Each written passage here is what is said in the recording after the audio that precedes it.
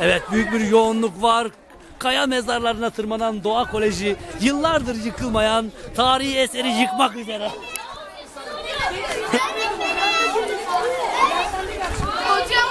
Kızım ne işin var orada ya? Hocam fotoğrafları sınıflarda göstereyim. Değil mi Batu? Bağır. Bunlar ne yapıyor ya?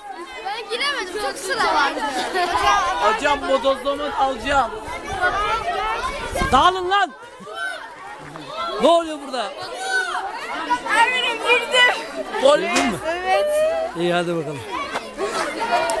Arkadaş bunlar hiç oyulmuş kaya görmemiş. Nerede bir delik var oraya girmeye çalışıyorlar. Sıraya bak, sıraya bak. Merdivendeki sıraya bak. Baba baba aferin size. Aferin size. Aferin size. Aferin size. Aferin. Aferin. Baba çocuğa bak bak.